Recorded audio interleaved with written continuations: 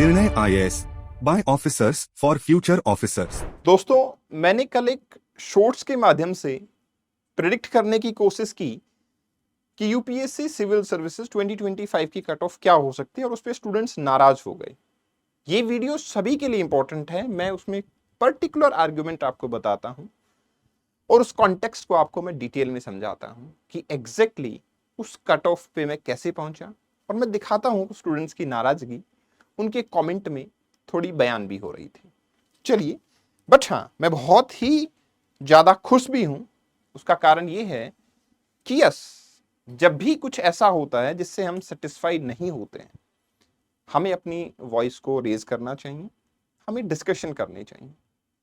हम एक दूसरे के साथ जब डिस्कशन करेंगे तभी एक हेल्दी एनवायरनमेंट बना पाएंगे। इसलिए मैंने इवन एक और वीडियो भी बनाया है, जिस वीडियो में मैंने 2025 के अंदर 3 क्वेश्चंस डिस्प्यूट में हैं उसके ऊपर डिस्कशन की है।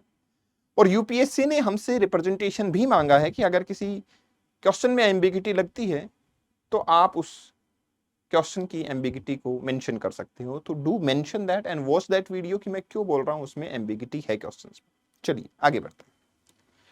ये कुछ ऐसा स्क्रीनशॉट मैंने दिखाया था आपको, जिसमें मैंने बताया था कि UPSC civil services prelims exam का 2022 में कट ऑफ जाता है 88.22, 23 में कट ऑफ जाता है 75.41, 24 में कट ऑफ जाता है 87.98, मतलब अप्रोक्सीमेटली 88। यहां भी 88 अप्रोक्स है और यहां पे 75.5 मान लेते हैं। ठीक है, आप सब एग्री करोगे कि अभी जो 2025 में पेपर हुआ था वो पेपर इस लेवल का नहीं था। जब भी मैं बोलता हूं इजी है या हार्ड है, तो मैं 2014, 15, 16, 18 से कंपेयर नहीं कर रहे होते। हम इन्हीं पार्ट से कंपेयर करके बोलेंगे, क्योंकि यूपीएससी का अपना एक रिसेंट ट्रेंड होता है 3 से 4 साल का, उसी को कंपैरिजन करके हम हार्ड या इजी बोलेंगे। तो इसको हम हार्ड बोलेंगे तो कंपैरेटिवली अभी का पेपर मॉडरेट था। जैसा कि पेपर यहां और यहां देखा गया था, लगभग सेम लेवल था। इस वाले पेपर के अंदर आपको पता होना चाहिए कि पता है भी आपको कि हिस्ट्री बहुत कॉम्प्लिकेटेड आई थी, लेकिन इस बार हिस्ट्री थोड़ा इजी थी। तो यहां ज्योग्राफी इजी आई थी, यहां पे ज्योग्राफी का कॉम्प्लिकेशन बढ़ गया थोड़ा सा। सिमिलरली साइंस एंड टेक थोड़ा इजी था, तो यहां साइंस एंड टेक बढ़ गया, तो यहां पॉलिटी अब आसान हो गया। मतलब ऑलमोस्ट क्या हो गया, आपका पेपर का जो स्टैंडर्ड था वो लगभग क्या है आपके 2024 के लेवल पे मेंटेन किया गया था। ठीक है, सी सेट भी अप्रोक्सीमेटली उसी लेवल पे है। ऐसा मैं इसलिए बोल रहा हूं, कॉम्प्रिहेंसिव हालांकि थोड़े दिक्कत में थे, डिफिकल्ट साइड पे थे, बट लेवल अगर ओवरऑल पेपर का मिलाया जाए तो आपकी 2024 के अप्रोक्स लेवल है। तो फिर अगर मैं आपको डोपामिन रिलीज करवाना है, मैं आपको खुश करना चाहता हूं, तो मैं कट ऑफ 81, 82 भी बोल सकता हूं। ठीक है ना, लेकिन उससे होगा क्या, अगले 14 या 15 दिन के अंदर यूपीएससी रिजल्ट दे देगा और आपके सामने चीजें आ भी जाएंगी कि मेरा हुआ या नहीं हुआ। 10 से 15 दिन के लिए मैं अपने स्टूडेंट्स को हैप्पी या सैड नहीं करवा सकता। जेन्युइन बात करेंगे, उसी पे डिस्कशन करेंगे, वही हमारे लिए फायदेमंद होगा। मेरी आर्ग्यूमेंट क्या है, उससे पहले स्टूडेंट्स ने क्या बोला, मैंने उनकी प्राइवेसी को मेंटेन करते हुए नाम हटा दिए हैं। When you are extra high on something and zero analysis skill, नाराज कुछ ज्यादा है, बट कोई बात नहीं, नाराजगी भी होनी जरूरी है और ये पार्ट ऑफ लाइफ है। ठीक है, यहां पे किसी ने बोला कि मुझे 74 आ रहे हैं, क्या पॉसिबिलिटीज है, ईडब्ल्यूएस में हूं। 2024 के पेपर में बच्चे चिल्ला चिल्ला के 110 से 120 बोल रहे थे, इस पेपर में टॉपर्स 90s में ला रहे हैं भाई, ऐसा किसी का कहना था। यहां भी किसी ने बोला कि हाँ, इन्होंने बोला है, इन्होंने बहुत अच्छी राय दी है कि टीचिंग को छोड़ देना अगर कट ऑफ 80 से 85 के बीच में आती है तो ये सब नाराजगी व्यक्त हुई, नाराजगी बनती है। बट चलिए अब एनालिसिस करते हैं। देखो, ये है आपका 2024 का कट ऑफ 87.98। मैं 2 केसेस लेता हूं, आपको भी पता है 87.98 कट ऑफ गई है, लेकिन यूपीएससी ने 3 क्वेश्चन को नेग्लेक्ट किया है। 2 पॉसिबिलिटीज हो सकती हैं, नेग्लेक्ट करने के बाद यूपीएससी ने 194 मार्क्स पे ये कट ऑफ निकाली हो, तो परसेंट निकल के आएगा 45.3%। हालांकि आईटीआई डाला यूपीएससी को, लेकिन उसका रिप्लाई नहीं आया। और अगर मैं 200 मार्क्स, मतलब किसी तरीके से इन्होंने एडजस्टमेंट किया और अभी भी 200 मार्क्स के अकॉर्डिंग ही कट ऑफ निकाली, तो भी 43.99%, मतलब 44% कट ऑफ आ रही है। ठीक है, अब इसके अलावा एक और चीज पे फोकस करना है आपको। 2024 में हमारे पास वैकेंसी कितनी थी? 1056 वैकेंसी थी। 1056 वैकेंसीज हमारे पास 2024 के अंदर थी। और प्रीलिम्स कितने लोगों ने क्वालिफाई किया? इस हिसाब से 14,627 लोगों ने प्रीलिम्स को क्वालिफाई किया। अगर आप ये रेशियो निकालोगे तो अप्रोक्सीमेटली 13.8 टाइम्स लोग प्रीलिम्स को क्वालिफाई करते हैं। 13 से 14 टाइम्स लोग प्रीलिम्स को क्वालिफाई कर लेते हैं। ठीक है, 13 से 14 टाइम्स लोग प्रीलिम्स को क्वालिफाई करते हैं। इसका मतलब कि 1056 वैकेंसी है तो उसका 13 to 14 टाइम, मैं 14 ले लेता हूं, 14 टाइम्स लगभग आपके लोग प्रीलिम्स क्वालिफाई करेंगे। इस हिसाब से 14,627 लोगों ने प्रीलिम्स क्वालिफाई किया। इस बार वैकेंसी कितनी है? इस बार की वैकेंसी है 979। पेपर का लेवल अप्रोक्सीमेटली सेम रखा गया। वैकेंसी कितनी है? 979।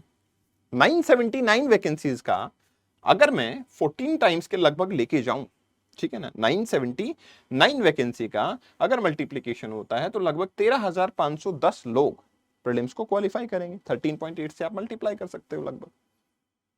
पहले कितना किया था? 14,627। मतलब इस बार 1117 लोगों के करीब, मैं 1000 लोग राउंड ऑफ मान लेता हूं कि 1000 लोग कम क्वालिफाई होंगे प्रीलिम्स के अंदर।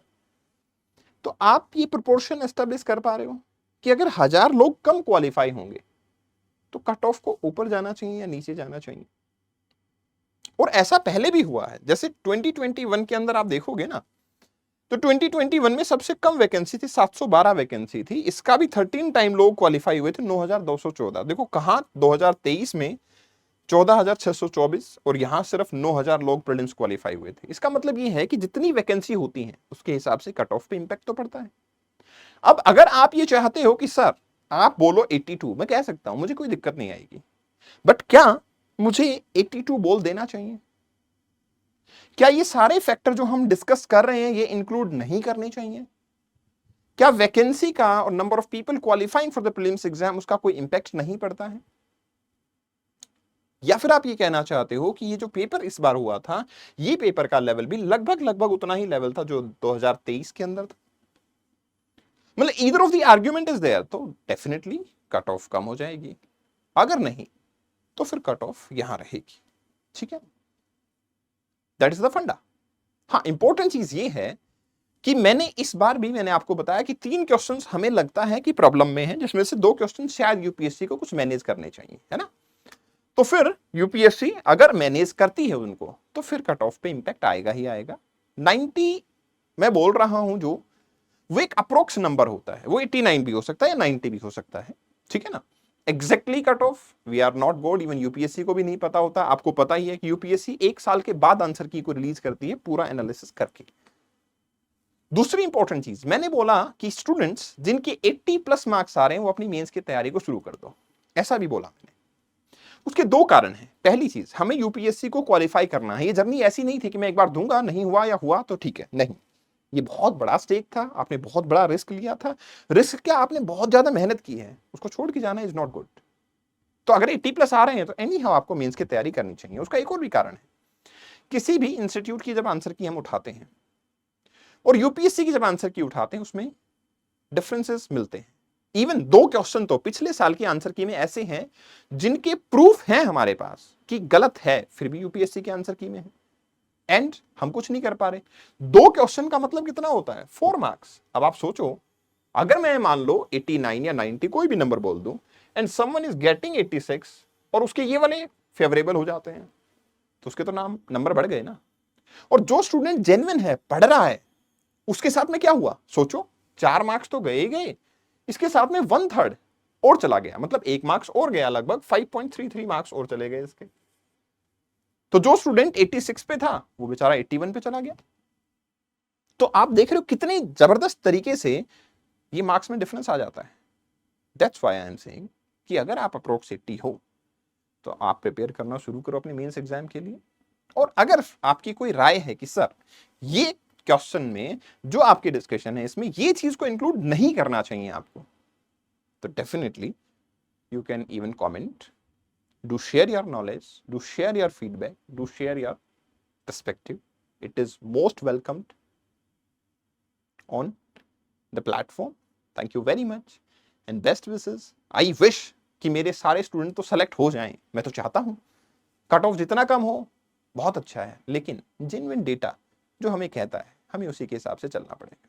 Thank you very much and best wishes and thank you so much for being vocal. Yes, क्योंकि it's a two-way communication and we must do that. Thanks a lot.